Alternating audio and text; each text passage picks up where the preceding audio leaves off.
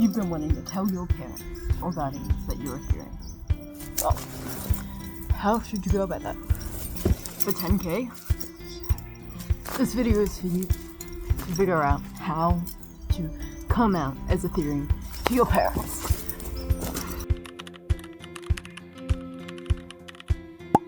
So there's 3 stages to this. Stage 1, figure out what the reaction of your parents are. 2 is planning, and 3 is execution, and like dealing with backlash and things like that. So let's get started. Okay, for step 1, you're gonna want to figure out how your parent is gonna react before you actually come out as a Therian, or alterhuman, of course. So you can do this by asking them general questions about furries. That's a good start, like furries and kind of cosplay. You can show them maybe a video of a Therian or quadrobist or mask maker and say, oh, what do you think about this? And of course you're going to try and want to present these ideas in a positive way. So like, hey, look, this is this really cool thing that I saw. Like, I've really liked this person's like creativity and it's really cool, great form of expression, right? What you're trying to do in this stage is figure out if it is a safe and positive environment for you to come out. Because if it's not safe, if I'm being real with you, it's not worth it. If your parent is going to argue back with you, pick on you, discriminate against you, be violent towards you, as a result of you coming out as a Therian, it's not worth it. You wait till you're 18, you move out, or you find a group of friends you can express yourself with, and you just keep that private. Your parents don't need to know if they're gonna be dangerous towards you for being a Therian. But if their responses to all these things are positive, right, then you move to stage 2, which is planning. Now, planning is a bit of a tricky one because a lot of people aren't good with wording things, and theory in itself is a pretty hard thing to explain, and you can't just go up to them and say, hey, I'm this animal. They're not gonna get it, right? So you've got to find a way that will make some sort of sense to someone who's hearing it for the first time.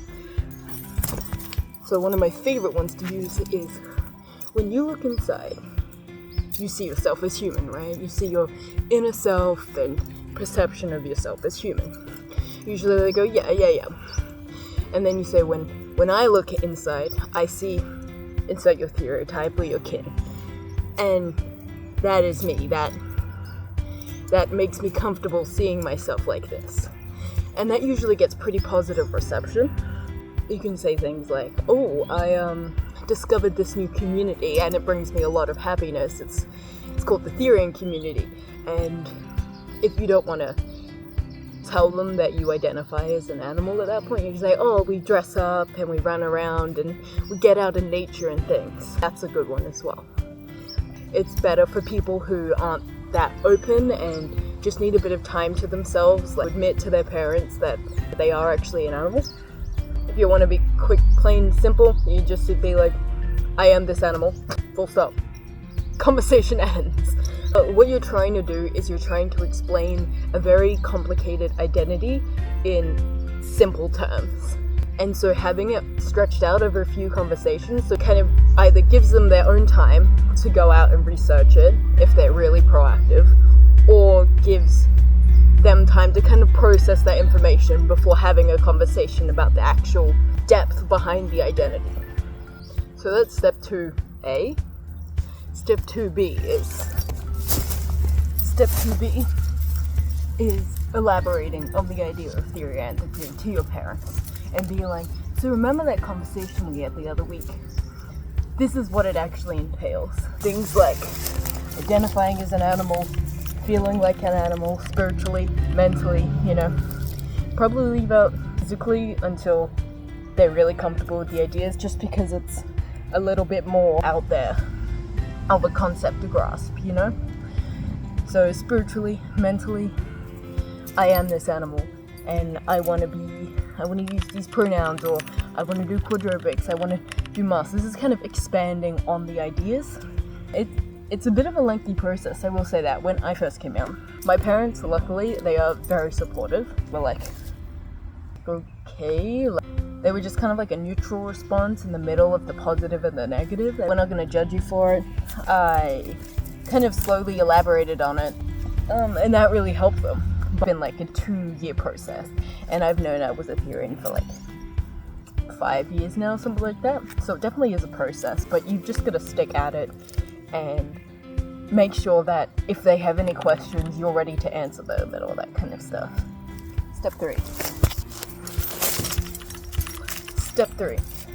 Step 3 is just kind of like a continuation of step 2B. It's like saying, hey, I want to do this in front of the family. Hey, can we go camping more? It's kind of pushing to bigger kind of forms of your self-expression, and maybe coming out to different parts of your family and wearing gear around the house and doing quads around the house, things like that. It's making sure that your pets are okay with you wearing gear and doing quads and stuff like that. Because some pets, like my dogs, are very reciprocative of it. They love it. But other pets can feel kind of, it can give them a sort of uncanny valley vibe. So you got to make sure that you're wary of that and it's a comfortable space for everyone. It's really just how you personally connect with your therianthropy is what step 3 is kind of about. It's expanding on yourself and your expression that helps you, and communicating that to your guardians so that they can help you, help them help you kind of thing. Just some safety tips and disclaimers. Alright, so these are just some little things that I want to make sure everyone watching this is aware of. 1. Always remember to keep yourself safe. That is the main priority. And therianthropy, furries, alterhumanity, all of that kind of stuff. It can be a very controversial and sensitive topic for some people. We want you being safe whilst being able to express yourself. So if you're doing step 1 and you get that negative reaction, I'd recommend not coming out to your parents. It's not a need.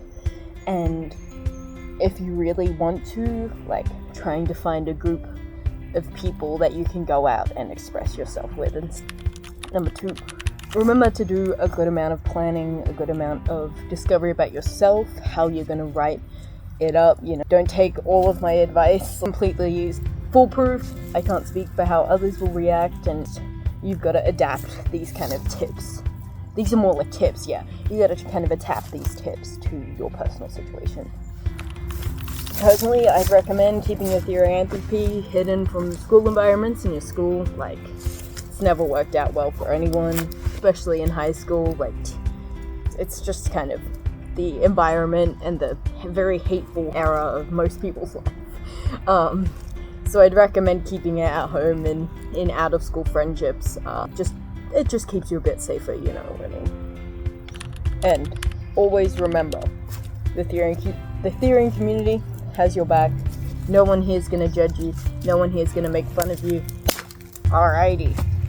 I'm pretty sure that covers everything. I probably missed a bunch of stuff. But anyways, thank you guys so much for 10k. We're already at 11k since this video has come out, so sorry about that, but hopefully I'll be able to keep on top of videos like this in the future, and I hope this helps. See ya!